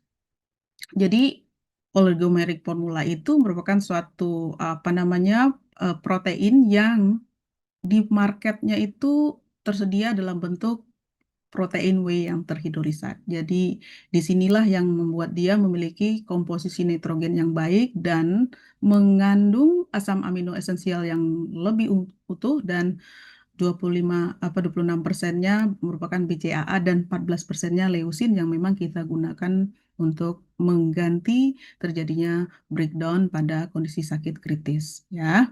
Nah, jadi secara tradisional kita bisa ketahui bahwa di masa lalu, formula oligomerik ini sering juga kita gunakan apabila penggunaan formula whole protein atau polimerik ini tidak ditoleransi dengan baik. Jadi memang kita sudah tahu ya di lini pertama apapun, kalau tidak ada masalah apa-apa, semua rekomendasi menyatakan bahwa gunakan yang polimerik, isokalorik, dan seterusnya yang biasa kita gunakan sehari-hari. Tapi ada keadaan kalau kita sudah mencoba menggunakan formula standar seperti ini tidak toleransi, maka ada tempatnya kita mencoba mengganti dengan formula oligomerik. Yang berikutnya pada keadaan yang gangguan kapasitas penyerapannya tidak bagus ya. Jadi kalau ada fistel atau ada keadaan stoma gitu ya, atau yang dimaksud dengan high stoma misalnya, atau gangguan toleransi dari atau GRP tinggi gitu ya. Kemudian apabila terjadi prolonged starvasi gitu, jadi mungkin lebih ke arah malnutrisi karena properties yang lebih siap serap itu akan lebih mudah bagi tubuh untuk mempergunakan dan akhirnya mengganti hal-hal yang hilang pada proses penyakit, gitu ya. Berikutnya juga tradisional indikasinya biasanya kalau tip placement makanan apa nama selang makanan kita ke dalam tubuh itu dengan tip ada di jejunal. Secara anatomis, jejunum merupakan site yang sudah lebih siap serap sehingga kita pun akan memasukkan makanan-makanan yang lebih siap serap untuk meningkatkan toleransi. Jadi ada NGT dengan tip di jejunal atau nasojejunal itu sendiri ya. Jadi memang formula-formula oligomerik itu tepat diberikan pada kondisi yang memang placementnya di site yang lebih siap serap. Atau keadaan short bowel syndrome ataupun IBD sering kita gunakan pemberian formula peptide base atau oligomerik ini. Jadi kalau kita tinjau tadi, saya sudah sampaikan juga bahwa ada beberapa key rekomendasi yang sebagian besar sudah disampaikan oleh Dr. Firza. Namun sini saya meng-highlight bahwa secara tradisional, secara umum bahwa dengan rekomendasi yang tinggi itu pada pasien-pasien sakit kritis itu memang dianjurkan untuk memberikan formula polimerik ya, normoprotein ya, isoprotein, isokalorik dan isoosmotik itu general recommendation-nya. Tetapi pada situasi-situasi tertentu gitu ya, kita sudah mengupayakan itu semua gitu ya, ternyata ada gangguan toleransi, kita sudah lakukan pemberian nutrisi antral dini, kita sudah mengakses dosis apa namanya topangan ya, vasopresor atau katekolaminnya, kita sudah mengupayakan pemberian yang continuous tadi ya, kita sudah memberikan post pyloric feeding sampai akhirnya kita ingin capai target gitu ya. Kalau memang belum bisa tercapai target, ternyata masih banyak gangguan toleransi, maka kita bisa gunakan preparat oligomerik untuk meningkatkan atau untuk mengurangi risiko komplikasi toleransi gangguan saluran cerna pada kondisi-kondisi pasien-pasien tertentu. Jadi merupakan satu apa namanya satu formula yang bisa kita cobakan kepada pasien untuk diberikan pada pasien-pasien dengan gangguan saluran cerna dengan upaya-upaya tradisional itu sudah kita lakukan sebelumnya. Ya, nah di sini kita juga bisa lihat bagaimana feeding selection untuk meningkatkan target pemberian energi dan protein, untuk meningkatkan outcome ya, untuk memitigasi metabolisme yang disturbance atau gangguan metabolisme pada kondisi sakit kritis di ICU. Jadi tentu kalau kita memberikan kalori atau memberikan energi atau memberikan nutrisi pada pasien sakit kritis, kita sudah melakukan evaluasi atau stabilisasi dari pasien. Jadi kita berikan inisiasinya ya, kita coba dalam 24 jam sampai 14 jam pertama. Tetapi juga ada yang lebih dini lagi memberikan pemberian nutrisi enteralnya ya, bisa mulai dari 8 jam sepanjang pasien sudah stabil ya. Kemudian para vasopresornya sudah stabil dan sudah dilakukan apa namanya resusitasi ya. Nah, kemudian setelah kita berikan inisiasi gitu, kita lihat toleransinya gitu ya, dan kemudian kita boleh mulai melihat spesifikasi pasien-pasien kita masing-masing gitu ya. Apakah misalnya pasien kita mengalami sepsis atau ALI atau ARDS di mana situasi metabolismenya begitu berat, inflamasinya begitu tinggi gitu ya, kita bisa buktikan dengan rendahnya albumin misalnya, atau bisa kita lihat tingginya CRP atau PCT gitu ya. Maka di sini ada tempatnya kita memberikan formula yang antiinflamatori yang terutama mengandung omega 3 gitu ya, dengan catatan kita bisa lihat profil dari perdarahannya bagus gitu ya. Biasanya kalau kita intervensinya tepat, kita bisa membantu teman-teman DPJP meresolusi inflamasi pada pasien-pasien sakit kritis.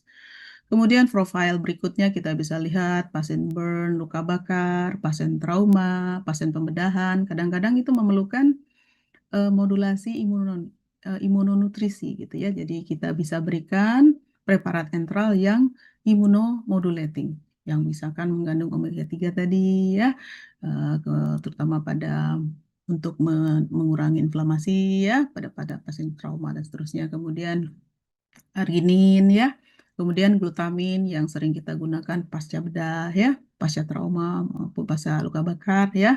Dan kemudian kalau misalnya kita temukan pasien-pasien dengan gangguan toleransi atau malabsorpsi gitu ya, kita mulai mempertimbangkan pemberian oligomerik gitu ya. Tetapi kalau tidak ada kebutuhan spesial, kebutuhan khusus gitu ya, pasien-pasien tertentu yang cenderung lebih stabil, maka kita berikan standar saja ya yang polimerik. Jadi kalau kita lihat dari tadi bahwa memang secara tradisional itu ada gangguan toleransi pada sakit kritis, namun bukti-bukti penelitian yang ada gitu ya, mengingat properties dari oligomerik itu memang cukup baik ya, whey protein, MCT ya, kemudian apa namanya, laktosnya rendah gitu ya, bahkan ada yang free gitu ya. Maka banyak juga penelitian-penelitian terkini yang meninjau penggunaan peptide base ataupun oligomerik ini di dalam memberikan tata laksana nutrisi pada pasien sakit kritis dengan berbagai tujuan selain memperbaiki toleransi tadi atau memperbaiki malabsorpsi tadi. Misalnya pada tahun 2019 dengan penelitian RCT yang cukup banyak juga oleh Rice dan kawan-kawan ini, dia melakukan penelitian pada pasien dengan obes ya, overweight ya, di mana pada pasien obes dan overweight ini sering kita jumpai peningkatan kadar glukosa darah ya, jadi sering terjadi hiperglikemia reaktif ataupun cetusan terjadinya diabetes yang baru kita temukan pada sakit kritis.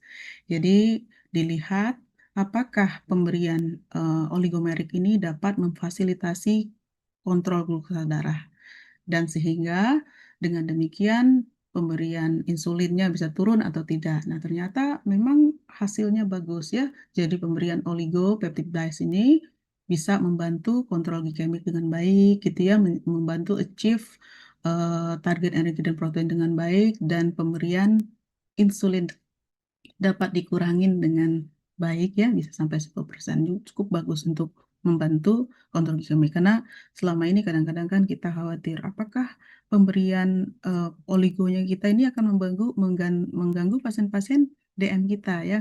Secara tradisional kita sering kasih preparat khusus DM yang ada di pasaran ya, kita bisa lihat, tetapi ataupun home brew rumah sakit ya. Tapi ternyata pada pasien-pasien dengan gangguan toleransi dan mengalami kontrol glikemik yang tidak bagus juga kita bisa berikan preparat ini gitu ya. Selanjutnya tentu pada tahun 2021 gitu, Nakamura dia dari Jepang juga melakukan RCT dengan total sampel yang cukup banyak juga ya, cukup besar. Dia mengakses bahwa pemberian tinggi protein yang berasal dari peptide base itu dengan jumlah yang hampir 1,8 gram dengan target energi yang sama ditambah dengan rehabilitasi dini gitu ya, ternyata itu bisa mengurangin dari gangguan toleransi sehingga GRV-nya, gastric residual volume-nya, menjadi lebih sedikit pada pasien-pasien dengan peptide base, dan tentu muscle loss-nya itu lebih sedikit. Jadi kita bisa mempreservasi massa bebas lemaknya itu sebagaimana tujuan kita melakukan tata laksana nutrisi pada sakit kritis. Jadi dengan early rehabilitation, dengan rehabilitasi dini, dan dengan pemberian formula yang peptide base tinggi protein gitu ya, yang terutama mengandung whey hidrolisat itu yang 14%-nya leusin, maka itu juga bisa mencegah terjadinya breakdown lebih lanjut. Jadi ini yang kita ingin juga dapatkan dari efek-efek metabolik pemberian nutrisi enteral oligo. Nah, berikutnya terkait dengan mortality ataupun kejadian ICU acquired weakness ya, jadi kelemahan terjadi pasca rawat ICU itu juga lebih rendah pada pasien-pasien yang kita berikan preparat oligomerik ya. Tentu saja ICU stay ya, hospital 6 months mortality itu juga lebih baik dibandingkan pasien yang diberikan formula standar aja. Jadi banyak sekali evidence yang cukup relevan yang kita bisa gunakan untuk menjadi bukti ilmiah penggunaan kita atau menjadi presiden penggunaan kita untuk pasien-pasien yang dirawat di ICU. Nah, yang lain juga better achieve ya, karena tadi gastric residual volume-nya lebih rendah gitu ya. Dia bisa bantu kontrol glikemik. Bapak Yamamoto dari USA gitu ya. Pada tahun 2020 cukup baru juga ya penelitiannya itu mendapatkan hasil bahwa dengan pemberian oligomerik itu ternyata lebih achieve, lebih mudah ya, sehingga kalau lebih achieve biasanya kondisi metabolik yang tadi disturbance pada kondisi critical care itu lebih bisa dimitigasi dengan baik ya. Berikutnya juga hampir sama ya, agak lalu. Jadi Bapak Seres dari USA juga dia mendapatkan eh, gangguan toleransi yang lebih rendah pada pasien-pasien yang diberikan oligomerik. Sama juga halnya dengan Bapak Liu. Jadi memang secara tradisional ini pemberian oligomerik banyak digunakan untuk pasien-pasien dengan gangguan toleransi. Tetapi penelitian-penelitian yang lebih baru itu lebih mengeksplor lagi bagaimana peran dari nutrisi itu di dalam membantu kontrol glikemik ya, di dalam membantu mengurangi breakdown protein yang ada, dan ternyata preparat oligomerik itu cukup bisa kita andalkan dengan baik. Dan selanjutnya juga ini hal yang sama juga, yang lebih baru dia benar-benar bisa membuat better protein target ya, sehingga breakdownnya menjadi lebih singkat kalau kita bisa lihat, dan better tolerance juga ya, jadi hampir sama dengan apa yang kita temukan di berbagai penelitian yang sudah saya sampaikan sebelumnya. Nah, jadi kalau kita lihat tadi begitu banyak perannya ya, cukup menjanjikan, promising ya untuk kita gunakan di critical care kita ya. Mungkin kita bisa pilih kalau misalkan apa namanya standarnya ada polimerik, tapi kalau misalkan pasien sudah mulai ada gangguan, atau misalkan pasien dengan kontrol glikemik yang kurang bagus, atau pasien dengan hipermetabolisme yang berat, mungkin kita boleh beralih tuh ke preparat oligo ya. Tetapi di sini kita akan pusing lagi nih bertanya, kan mahal ya preparat ini, nggak sama kan, mungkin lebih baik kita gunakan home brew. Apalagi sekarang zamannya efisiensi ya, kita bekerja di rumah sakit pemerintah gitu ya, kita ataupun swasta, kita tetap diminta efisiensi ya, bagaimana nutrition terapi kita benar-benar objektif dan memberikan hasil yang bagus. Tetapi kita harus menilai bahwa biaya itu tidak hanya terkait dengan biaya pembelian preparat ya, mungkin dia mahal secara preparat, tetapi kalau kita lihat dari outcome yang diberikan oleh oligomerik dari beberapa penelitian yang saya temukan yang baru-baru ini, ternyata misalnya dari Mundi dan kawan-kawan ini, ternyata dia melakukan setelah mengganti dengan formula oligomerik, ternyata ada penurunan jumlah apa namanya kunjungan rawat inap gitu ya, karena atau apa jumlah gangguan toleransi ya, itu cukup signifikan di sini ya, sampai P1. Kemudian jumlah visit ke emergency roomnya itu akibat gangguan toleransi itu nggak terlalu sering manggil-manggil lagi gitu ya, itu cukup efisien juga ya. Kemudian home visitnya juga menjadi lebih efisien juga ya, dan sangat signifikan apabila pasien-pasien kita ternyata diganti dengan oligomerik ya. Itu dari sisi anunya ya, dari sisi klinis. Kemudian Bapak Curie dari tahun 2018 menyatakan bahwa dia menggantikan standar dengan oligomerik, ternyata benar-benar bisa mereduksi kos pasien ya, 216 USD per pasien dan 1,7 juta per tahun pada sistem healthcare. Jadi ini kalau misalkan kita lihat dari angka keekonomian kayak gini, cukup bagus ya penggunaan oligo, meskipun pembelian preparatnya itu mahal kelihatannya seperti itu. Dan termasuk length of stay-nya itu ya, gangguan akibat dari gangguan intoleransi saluran cerna itu kan pasti akan meningkatkan length of stay. Tapi ternyata setelah kita ganti dengan oligomerik, ternyata bisa menghemat sampai 1000 USD per pasien. Banyak banget itu ya. Jadi cukup bisa didengarkan. Dan penelitian lebih baru juga sama ya, penurunan dari angka nilai ekonomis pada pasien dengan penggunaan oligomerik. Jadi saya rasa mungkin kita sudah mulai harus berpikir bagaimana untuk meningkatkan outcome ini sehingga dapat benefit ke pasiennya dari sisi perbaikan kondisi metabolik, perbaikan achieve target kalori, kemudian dari gangguan toleransinya, dan bahkan dari sisi lama rawat inap ICU, lama rawat inap rumah sakit, reduksi dari mortalitas sampai ke keekonomiannya. Jadi itu yang bisa saya sampaikan, dan ada beberapa yang ingin kita bungkus pada kesempatan pagi hari ini, bahwa memang gangguan toleransi saluran cerna pada pasien-pasien di rumah sakit atau terutama di ICU itu nyata adanya gitu ya. Jadi kita perlu untuk melakukan identifikasi, untuk segera mengatasi gangguan toleransi yang ada, sehingga kita bisa meningkatkan outcome klinis dari pasien. Dan dengan demikian penggunaan formula oligomerik itu merupakan salah satu alternatif yang bisa kita tempuh untuk memperbaiki situasi metabolik dan klinis yang terjadi pada kondisi critical care. Nah, selain ada clinical impact, kita juga perlu dapat mempertimbangkan efek efisiensinya ya. Jadi cost yang reduksi akibat dari efektifnya kita mengelola gangguan toleransi pada saluran cerna ataupun penggunaan yang berlebihan akhirnya gitu ya. Jadi boleh juga kita coba ya. Kemudian terutama juga ya dalam konteks pasien fase akut kita benar-benar perlu memproteksi pasiennya ya dari overfeeding maupun dari underfeeding, dari gangguan toleransi sehingga mungkin pada pasien-pasien tertentu yang memang gangguannya di saluran cerna kita bisa berikan formula oligomerik untuk mencegah hal tersebut. Jadi early transisi dari formula oligomerik itu harus dipertimbangkan sesegera mungkin pada pasien-pasien yang memang berisiko mengalami gangguan toleransi pada penggunaan nutrisi enteral polimerik. Demikian yang bisa saya sampaikan. Atas perhatiannya saya ucapkan terima kasih. Assalamualaikum warahmatullahi wabarakatuh. Oke. Waalaikumsalam warahmatullahi wabarakatuh. Terima kasih Dokter Lili atas paparannya yang sangat komprehensif. Sejauh sekalian dari dua paparan pembicara tadi kita bisa membuat sebuah bahan diskusi bahwa ternyata pemilihan nutrisi itu menjadi hal yang sangat penting untuk terlaksana klinis pasien. Kita bisa memilih formula yang sesuai untuk pasien kita, apakah mau menggunakan formula yang polimerik ataupun oligomerik sesuai dengan kondisi pasiennya. Tetapi beberapa studi disampaikan oleh Dr. Lili tadi ternyata pengalihan dari formula polimerik ke formula oligomerik itu ternyata bisa membawa efek yang baik ya untuk klinis pasien, terutama pada pasien-pasien dengan gangguan saluran cerna.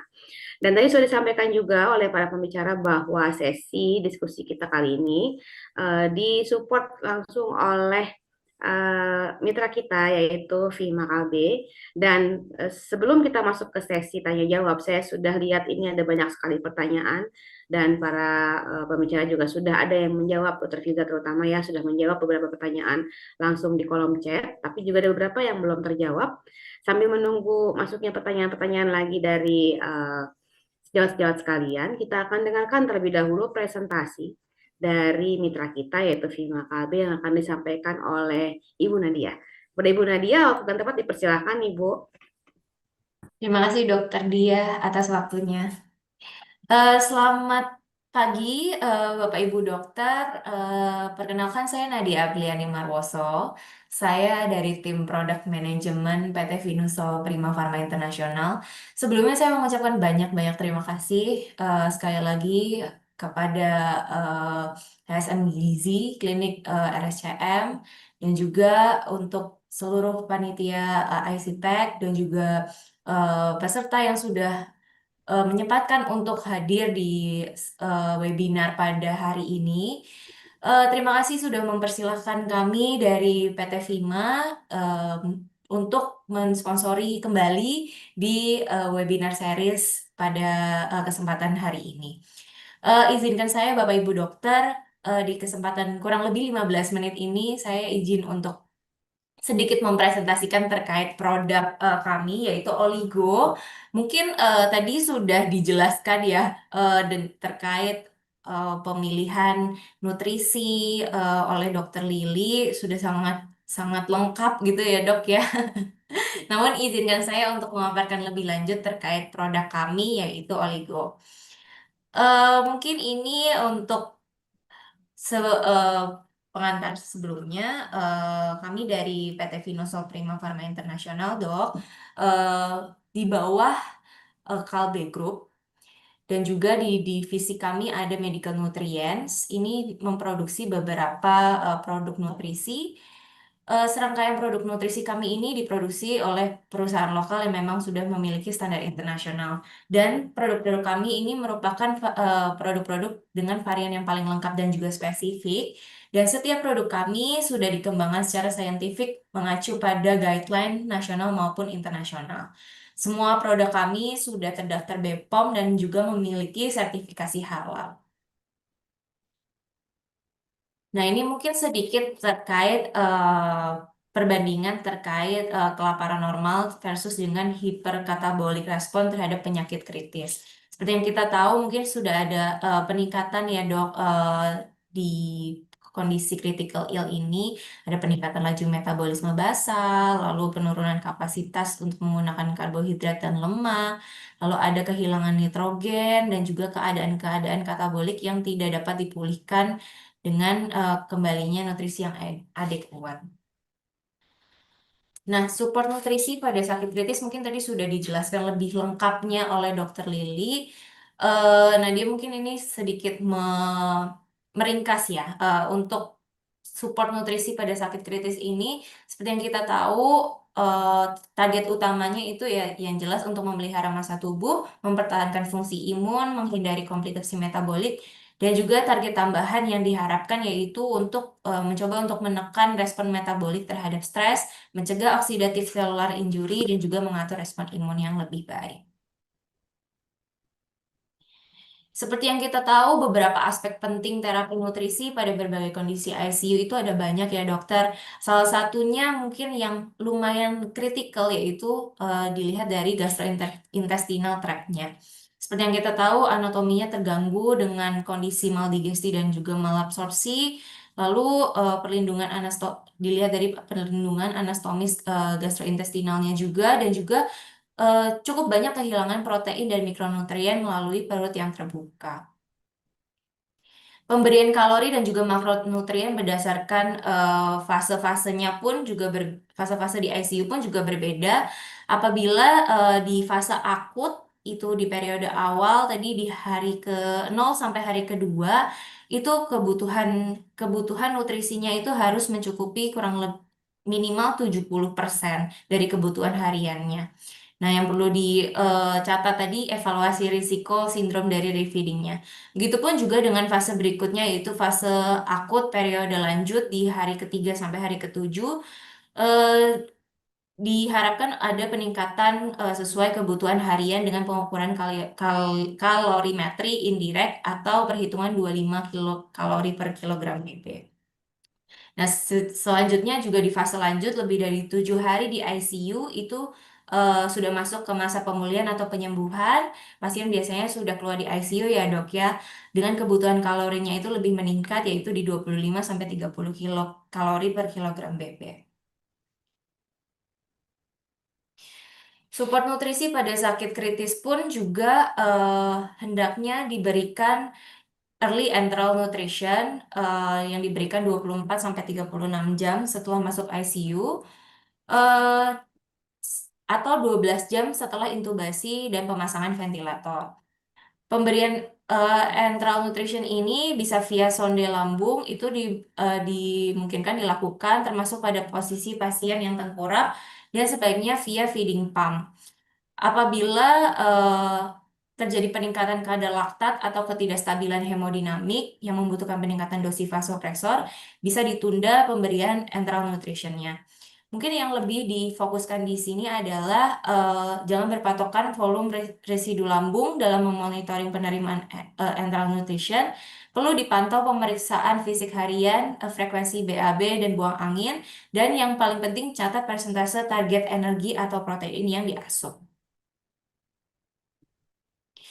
Nutrisi enteral itu harus lebih diutamakan apabila dibandingkan dengan parental nutrition. Dimulai dalam 48 jam. eh Enteral nutrition ini memang lebih dianjurkan, akan tetapi enteral nutrition bukan dogma. Dan kata kuncinya mungkin adalah fleksibel ya dok. Jadi kedua metode enteral dan juga parenteral itu bisa saling melengkapi. Nah, pada pasien dengan penyakit kritis itu biasanya seperti yang kita tahu terjadi perburukan intoleransi gaster. Jadi sulit untuk mempertahankan laju infus. Sehingga kombinasi pemberian nutrisi meliputi enteral nutrition untuk mempertahankan integritas usus dan merangsang fungsi usus, sementara pemberian parenteral nutritionnya itu digunakan untuk mencukupi sisa kebutuhan nutrisi sisa. Nah, ini sedikit dok terkait ada penelitian terkait early enteral nutrition in associate with improved outcomes in critical ill. ditunjukkan bahwa pemberian enteral nutrition dalam 6 jam post operasi itu terbukti tidak ada yang mengalami intoleransi saluran cerna yang signifikan dan tidak terjadi peningkatan resiko aspirasi dan terlebih memberikan manfaat seperti berkurangnya risiko malnutrisi, berkurangnya length of stay di rumah sakit, peningkatan pemulangan pasien ke rumah, dan berkurangnya komplikasi infeksi hingga berkurangnya angka kematian.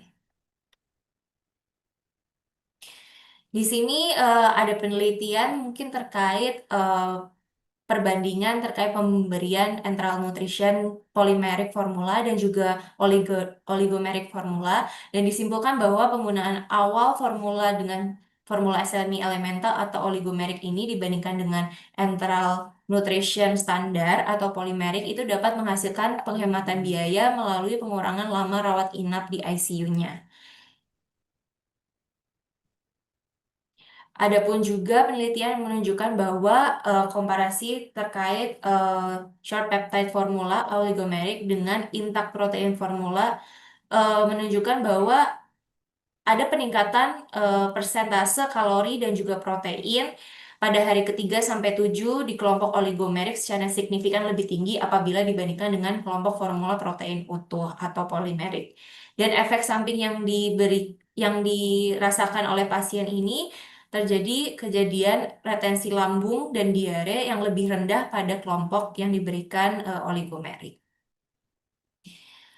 Kalau misalkan di rangkaian produk kami, Dok, untuk pasien-pasien critical ill, sebenarnya kita ada serangkaian produk tergantung dengan kondisinya. Apabila dengan pasien dengan ventilator, itu kami memiliki produk khusus dengan eh, formula yang sudah diformulasikan khusus perbandingan karbohidrat dan juga lemaknya itu 1:1, yaitu ada pulmosol. Untuk pasien dengan kondisi malabsorpsi ada oligomeric, lalu ada juga peptisol, yaitu nutrisi polimerik yang tinggi protein dan juga rendah residu. Seperti yang kita tahu ya dok, untuk keunggulan dari formula komersil sendiri itu kandungan dan juga komposisi densitas kalori hingga osmolitasnya sudah diketahui secara pasti, lalu juga lebih praktis dalam proses penyiapan dan sterilitasnya pun juga lebih terjaga. Lalu juga dengan formula formula komersil ini itu dapat dimodifikasikan nutrien spesifik khusus yang bermanfaat dalam perbaikan klinis pasien. Ini sedikit dok terkait profil protein yang kita gunakan. Kami sebagian besar menggunakan protein whey dan juga kasein, di mana protein whey ini lebih cepat untuk meningkatkan sintesis protein secara cepat. Di sisi lain, kasein ini itu dapat menghambat terjadinya pemecahan protein dengan memberikan efek kenyang yang lebih lama. Di oligo ini dok, oligo ini merupakan salah satu produk kami yang menggunakan 100% whey protein terhidrolisa parsial. Biasanya diberikan oleh pasien-pasien dengan penyakit kritis yang terjadi perburukan toleransi gas tersebut. Dan indikasinya itu untuk pemenuhan gizi saat kondisi pencernaan yang memang tidak memungkinkan diberikan protein dalam bentuk utuh atau whole protein. Biasanya bisa diberikan pada pasca pasien tindakan operasi mayor abdomen, gastroenterostomi, transplantasi usus, pankreatitis, penyakit Crohn, UC, atau kondisi malabsorpsi yang lainnya. Nah, ini sedikit terkait profil dari polipeptide, protein-protein yang kita gunakan yaitu menggunakan polipeptide baik di peptida maupun tripeptida jika dibandingkan dengan amino asid yang utuh. Kondisi kritis, malnutrisi, stres metabolik berdampak pada kemampuan usus mengabsorpsi nutrien dan fungsi barier usus. Jika dilihat jumlah protein yang masuk ke dalam kapiler darah itu akan mempertahankan jumlahnya jika diberikan dengan protein dalam bentuk polipeptide apabila dibandingkan dengan amino asid. Sehingga peningkatan permeabilitas usus itu risiko tinggi translokasi bakteri dan kejadian sepsisnya lebih rendah. Ini perbandingan terkait MCT dan juga LCT bahwa dilihat MCT ini memiliki fungsi yang lebih optimal dalam absorpsi di kondisi intoleran gastrointestinal sehingga dapat memperbaiki status nutrisi pasien. Ini sedikit terkait profil dari oligo kita, Dok. Oligo kita sudah mengandung 100% whey protein terhidrolisa dengan lemaknya yaitu MCT sebanyak 75% atau 7,5 gram per sajinya. Kami juga sudah masuk ke dalam kadar osmolaritas fisiologis yaitu 353 miliosmolaritas per liter. Sudah rendah laktosa, rendah gula, dan juga rendah residu. Dan kami masih di kategori moderate GI atau indeks glikemik. Ini sedikit ya dok terkait komparasi oligo dengan formula oligomeric lainnya. Terbukti dok bahwa oligo ini memiliki kandungan lemak MCT yang lebih tinggi dengan kandungan protein hidrolisa yang lebih tinggi juga dengan kadar GI yang rendah karena kami tidak hanya menggunakan maltodextrin saja tapi juga menggunakan isomaltulose sebagai karbohidratnya. Dan yang paling penting kami adalah satu-satunya produk oligomeric dengan tingkat komponen dalam negeri. Selain itu kami juga memiliki formula nutrisi polimerik yang juga rendah residu yaitu peptisol ya dok. Ini sudah tinggi energi yaitu 240 kilokalori dengan proteinnya 13 gram dengan lemaknya 3 gram.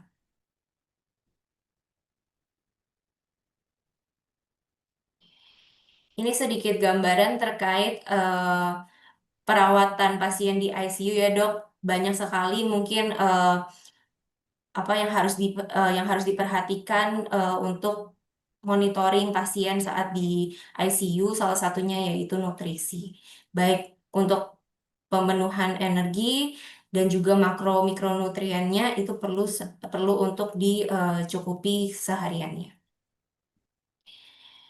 Di produk-produk kita yang lain pun juga ada yang lain dok untuk produk pasien dengan gangguan ginjal ada Nefrisol Group, lalu untuk pasien gangguan hepar ada Hepatosol, untuk gangguan neurologis ada Peptibrand, dan juga ada beberapa produk general kami untuk pasien lansia yaitu ada Entramix, dan untuk protein dengan nabati itu ada Entrasoy, dan untuk produk untuk anaknya kami ada di Entrakit. Seperti itu. Mungkin sekian terkait pemaparan produknya. Sekali lagi terima kasih atas kesempatannya Bapak Ibu Dokter. Semoga webinar kali ini dapat berkenan dan juga kami dapat diberikan kesempatan untuk webinar-webinar selanjutnya. Terima kasih banyak dokter. Terima kasih Ibu Nadia atas paparannya. Wah, melihat peserta kali ini cukup banyak nih. Ada sekitar 500-an peserta ya. Pastinya sudah banyak yang akan menyampaikan pertanyaan-pertanyaan di room chat. Juga tadi informasi yang disampaikan oleh para pembicara dan Ibu Nadia tentunya akan menambah hasanah untuk pemilihan formula bagi pasien-pasien yang dirawat sakit kritis. Baik, saya izin akan membuka sesi tanya jawab sekitar 30 menit ke depan. Saya akan bacakan beberapa pertanyaan, mungkin tidak spesifik satu persatu, tapi saya akan sarikan beberapa pertanyaan untuk langsung dijawab oleh para pembicara. Kita akan mulai dulu dengan Dr. Filza ya dok ya. Baik Dr. Filza nih, banyak sekali pertanyaan saya juga sudah lihat tadi Dr. Filza sudah menjawab ya. Ada beberapa yang sudah terjawab oleh Dr. Filza. Mungkin dokter sejawat sekalian yang tidak sempat atau mungkin tidak dapat terjawab langsung oleh Dr. Filza dan Dr. Lili nanti bisa lihat di room chatnya ya. Ada beberapa jawaban pertanyaan yang juga yang sudah langsung dijawab oleh para pembicara. Kita mulai dulu dengan yang pertama dok supaya urut ya. Dari ini ada pertanyaan dari Anonymous nih. Selamat siang dokter, dimanapun berada. Untuk Dr. Filza, beliau menanyakan tentang sindrom Ogilvy ya. Tadi dokter Filza menyampaikan itu nih dok. Kira-kira bagaimana sih cara mengetahuinya gitu secara spesifiknya untuk tanpa mungkin ada perlu melihat lagi pemeriksaan tambahan. Apakah ada bentuk-bentuk tanda-tanda klinis kelainan mekanik yang ditemukan dok? Dan kira-kira kalau misalnya ada keluhan seperti ini dari sisi nutrisi atau dari sisi anestesi akan bagaimana untuk pelaksanaannya? Dipersilahkan Dr. Filza. Baik, terima kasih. Untuk mengenali tanda-tandanya, memang ini kan itu kan bukan kelainan akibat obstruksi ya, tapi memang usus-usus akan seperti paralitik, membesar, membesar, apa distensi, membesar, masasenya tidak baik, dan itu biasanya kita bisa lihat dari hari ke hari biasanya. Hari ke hari kita akan melihat mungkin hari pertama pasiennya di fase awal ya paling sering mungkin akibat kondisi akut entah itu karena operasi di daerah dekat dengan abdomen ya bukan di abdomen itu sendiri misalkan contohnya seperti di ginekologi gitu ya atau pasien seksio, seksio yang mungkin seksionya bukan seksio yang biasa ya, bukan yang simpel, mungkin ada kelainan cukup banyak perdarahan intraoperatif, atau pasien yang memang ada respon inflamasi yang cukup lebih dari biasanya, contohnya pada seksio pada pasien, contohnya PEB, dia kan ada kelainan inflamasi ya utamanya. Dari situ biasanya kita bisa melihat nih, pasien kok dari hari ke hari defekasinya belum ada. Kemudian sedangkan konsumsi makanannya sudah ada. Kemudian ukuran lingkar perut mungkin di hari pertama belum terlalu terlihat, tapi pasien mulai rasa nggak nyaman nih daerah perutnya. Kita mulai ukur lingkar perutnya makin dari hari ke hari makin bertambah. Biasanya kita mengukur lingkar perut kalau di ICU tuh per shift ya. Dari per shift dengan sudah ada markernya juga marker di mana pengukurannya. Jadi harapannya dari tiap pengukur akan melakukan hal yang sama, titik pengukuran yang sama. Kemudian kita lihat bertambah, bertambah, kita dengarkan bising ususnya. Mungkin terkadang sih cukup sering masih ada, tapi minimal ya, mulai berkurang gitu. eh Biasanya di situ kita mulai evaluasi juga tuh obat-obatan apa yang kira-kira mempunyai dampak opioid misalkan atau obat-obat lain katekolamin misalkan vasopresor apakah kita masih gunakan kalau misalkan itu memang sudah mulai kita minimalkan atau kita singkirkan mungkin kita bisa mikirkan nih ke arah Ogilvy ya. Mungkin manajemen cairannya apakah kita terlalu berlebihan nih di kamar operasi atau di ICU, balance-nya bagaimana, kita mesti lihat juga. Kalau kita lakukan penegakan diagnosis tanpa pemeriksaan penunjang, rasanya sulit ya untuk menentukannya. Jadi kita mesti pikirkan kalau memang benar karena Ogilvy, dia akan resolve dalam beberapa hari.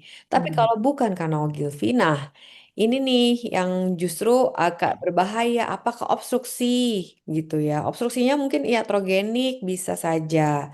Atau misalkan karena ada bagian usus yang terjahit. Itu kan artinya harus kita diagnostik ya. Jadi memang pemeriksaan penunjang yang seperti BNO mungkin bisa kita kerjakan gitu. Kalau tanpa itu rasanya malah akan lebih berbahaya. Kita menunggu sampai 5 hari misalkan tanpa pemeriksaan penunjang. Kayaknya nanti di 5 hari udah ada nih tanda-tanda sepsis akibat intraabdomen problem gitu.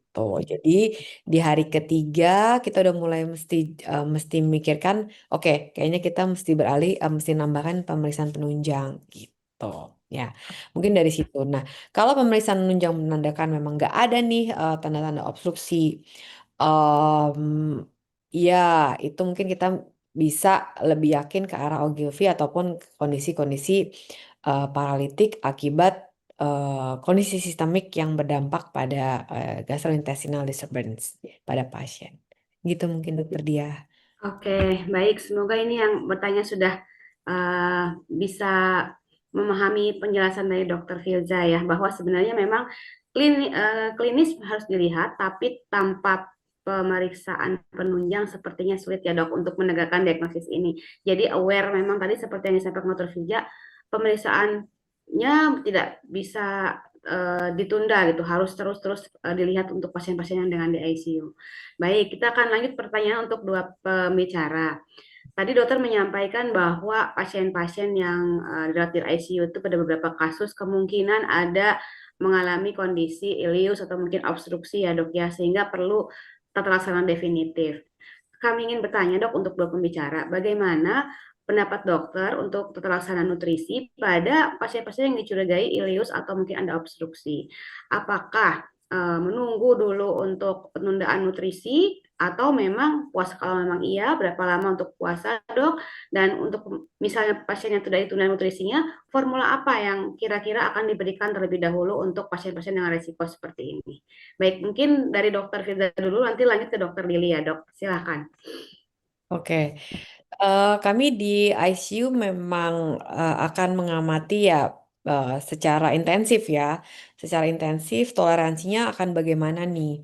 Em, Terkadang kita untuk mendiagnostik tuh nggak bisa dalam hitungan jam tuh.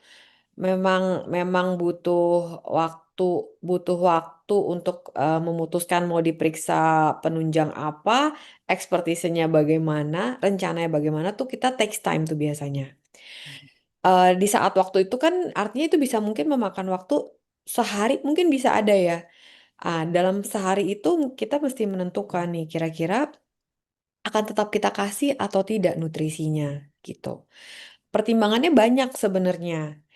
Pas satu, pasien di fase apa? Apakah di fase akut yang ternyata permasalahan intraabdomennya mempengaruhi kondisi hemodinamik. Pasiennya butuh topangan tinggi atau vasopresor tinggi atau inotrop tinggi. Dan itu pun juga belum mencapai ke targetnya. Kalau seperti itu mungkin kita bisa delay. Tapi kalau misalkan vasopresornya minimal. Contohnya mungkin hanya di bawah 0,3, misalkan norepinefrin ya, di bawah 0,3 mikro per kilo per menit dan itu bisa bertahan cukup lama tanpa fluktuasi hemodinamik yang berarti, urin keluar, kemudian abdomen kesannya aman karena nggak ada residunya yang berlebihan. Mungkin kita bisa mulai early enteral nutrition tapi dosisnya bukan dosis yang besar dan kita berikannya juga secara kontinu, misalkan 20 cc per jam gitu ya. Sambil kita mengamati kira-kira akan seperti apa nih apa namanya responnya. Biasanya kita mulai mungkin dari yang clear fluid. Mungkin nanti dokter Lili bisa bisa bantu lebih detail ya. Valid, valid. Clear fluid gitu ya. Kalau memang dirasa clear fluid cukup aman, toleransinya mungkin bisa lebih ke yang kepekatannya lebih tinggi gitu. Yang nanti kita akan sesuaikan juga dengan respon, yaitu responnya kalau di ICU ya 15 menit, 1 jam, itu kita akan terus per shift gitu, kita akan lihat lagi. Kalau memang ternyata shift yang pertama kita oke, tapi shift berikutnya residunya jadi banyak, kita nggak bisa lanjutkan lagi, ya artinya kita stop. Jadi strateginya cukup apa namanya individual. Lalu kapan kita harus memikirkan sampai dengan ini harus ada intervensi dari pembedahan gitu ya. Ya kalau memang kita lihat tanda-tanda tadi di slide saya ada yang sampai dengan grade 4 ya. Dan itu kan nggak terlepas dari kita kolaborasi kita dengan dokter bedah digestif. Apa benar ini harus ada tindakan surgical gitu ya. Itu pasti mungkin kondisi abdomennya juga akan misalkan tanpa ada drain, tanpa ada stoma ya, kondisinya memang cukup tegang gitu ya, residunya cukup banyak, kemudian kondisi sepsisnya cukup jelas ya, jadi em, memang sumber dari masalah akutnya ini ternyata dari intraabdomen, ya itulah artinya harus kita source kontrol atau surgical kontrol dari pembedahan. Jadi kita akan lihat itu bersama dengan dokter bedah, begitu. Baik. Kita mungkin lanjut nih untuk nutrisinya ke dokter Lili. Gimana nih dok? Tadi dokter Firza sudah menyampaikan kita bisa mulai nutrisi dengan memilih A, B, C, D. Nah, kira-kira dok, kalau misalnya mendapati pasien seperti ini, nutrisi yang akan dokter berikan seperti apa dok? Apakah mulai dari formula yang seperti apa? Oligomerika, polimerika, atau kalau mau puasa, puasa berapa lama? Kira-kira Nah, gitu. Silakan oke, dok. terima kasih dokter Dia ya. Jadi yang telah disampaikan oleh dokter Filza itu sangat valid ya, yang biasa kita lakukan bersama di ICU ya. Kami sama-sama dengan dokter Filza, dokter Eno, dan teman-teman tim ICU gitu ya. udah biasa melakukan pemantauan itu ya. Jadi eh, kita bisa inisiasi dulu ya, inisiasi dengan mungkin cair jernih dulu gitu ya. Kita pantau apakah iliusnya obstruksi gitu ya, yang absolut. Kalau misalkan iliusnya obstruksi berarti kita nggak bisa beri sampai dilakukan koreksi pembedahannya. Jadi kita memang harus berkoordinasi dengan teman-teman DPJP bedah ya untuk mengatasi permasalahan yang ada gitu ya. Tetapi kalau iliusnya sifatnya paralitik, kita juga evaluasi nih apakah ada gangguan kinetika ya. Kinetikanya entah berasal dari elektrolit ya, kita cek gitu elektrolit gitu ya. Kalau misalkan rendah ya dikoreksi biasanya membaik gitu ya. Atau dari penggunaan sedasi, morfin dan seterusnya ya nanti di-adjust juga bersama-sama. Tetapi kalau misalkan pada kenyataannya memang teman-teman DPJP anestesi memerlukan itu untuk pengontrolan pasien, berarti kan kita perlu menyesuaikan, dokter. Kita pantau gastric residual volume-nya per siklus 4 jam ya. Jadi kira-kira kalau misalkan yang keluar itu kurang dari 125 per satu siklus gitu ya, mungkin tapi masih agak tinggi di antara 100 gitu ya, mungkin kita masih agak hold dulu lah sampai dia agak paling tidak setengahnya ya. Kalau paling setengah mungkin kita agak berani tuh ngasih apa namanya ngasih cliff float gitu ya. Kemudian kalau toleransinya masih bagus, kita boleh transisi. Nah, disinilah apa namanya kita boleh jeli untuk misalnya mengevaluasi kira-kira gangguan saluran cernanya dari mana tadi gitu ya. Kalau memang ada permasalahan gastrointestinal atau pembedahan saluran cerna gitu ya, memang sudah boleh dari teman-teman bedah digestnya untuk makan gitu ya. Kita boleh berikan coba ya dengan pemberian oligomerik ya dengan berbagai keunggulan yang ada. Pertama kita mau ningkatin toleransi gitu ya. Supaya kalau toleransinya bagus, teman-teman anestesi nggak pusing ya gitu ya. Jadi bisa jalan on the track gitu ya, nggak terjadi gangguan elektrolit, harus koreksi, nanti pusing lagi sama cairan dan seterusnya. Jadi kita bisa bantu di situ, dok. Dengan catatan ya, mungkin kalau sekarang tuh eranya efisiensi gitu ya, mungkin kita dapatlah sedikit itu berapa jatahnya gitu ya. Ya kita boleh transisikan dari clear fluid itu ke oligomerik, mulai mungkin startnya kita kan pemberiannya nggak continuous murni ya, seperti yang di luar itu. Kita intermittent lah, intermittent modifikasi kira-kira seperti itu ya. Mungkin kita berikan dengan volume karena nggak ada gravitasi yang mendorong mungkin 30 menit 30 mili per jam. Itu kalau misalkan kita bisa pakai gunakan bolus gitu ya, ada pump yang mendorongnya kita boleh agak lebih kecil 10 sampai 20 mili per jam. Jadi kita tingkatin toleransinya seperti itu. Nanti dilihat siklus berikutnya. Kalau misalkan bagus berarti nutrisi enteral kita oke gitu ya. Kapan kita ganti ke formula yang biasa seperti itu ya. Kalau benar-benar kita yakin permasalahan sudah teratasi semua, kita transisikan kembali pemberian preparat formula oligomerik itu ke eh, polimerik ya gitu. Biasanya sih kalau sudah resolusi mah aman ya, bahkan kita gantikan ke blenderize yang lebih fahal seperti itu.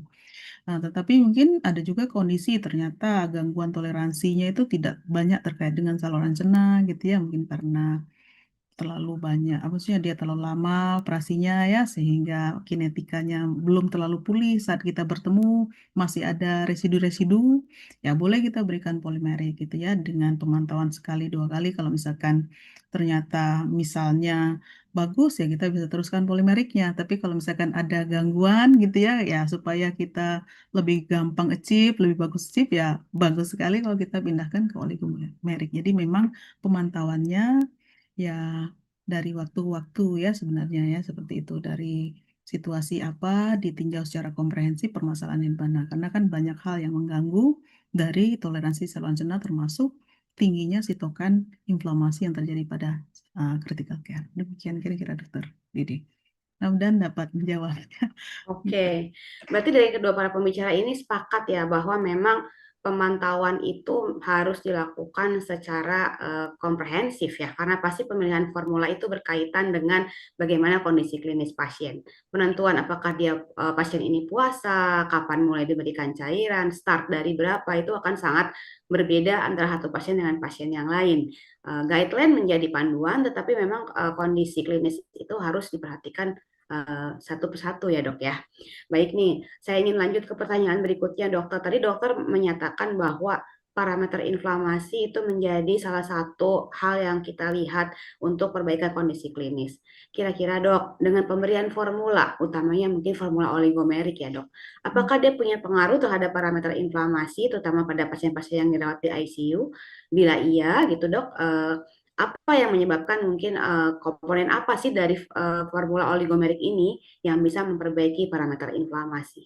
Mungkin saya pertama ke dokter Lili dulu, nanti disambung dengan dokter Filza. Silahkan dok. Baik, terima kasih Dokter Didi. Jadi memang salah satu tujuan tata laksana nutrisi ya memitigasi situasi metabolisme yang disturbance, gangguan ya. Tingginya sitokain itu akan membreakdown protein. Nah, protein yang di breakdown ini perlu di-fill lagi dengan nutrisi. Salah satunya asam amino yang benar-benar siap serap gitu ya.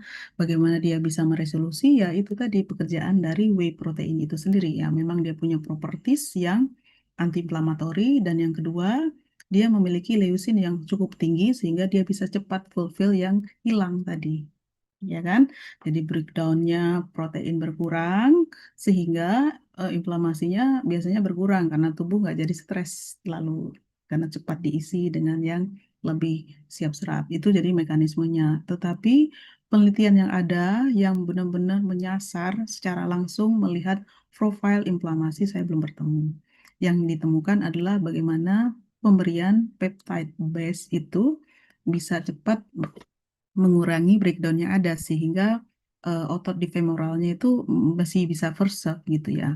Tapi kita juga jangan lupa bahwa itu pekerjaan untuk meresolusi inflamasi itu bukan hanya pekerjaan dari oligomerik, tetapi pemberian polimerik itu sendiri pun sepanjang dia bisa mereplace dari breakdown yang ada, dia biasa juga digunakan untuk memodulasi inflamasi. Jadi kita bisa lihatlah, mungkin untuk orang-orang dengan gangguan toleransi saluran cerna, kita mungkin agak lebih spesifik untuk mencegah terjadinya gangguan toleransi berlarut-larut, kita boleh segera men-switch dari polimerik ke oligomerik sehingga starvasi nggak panjang gitu ya.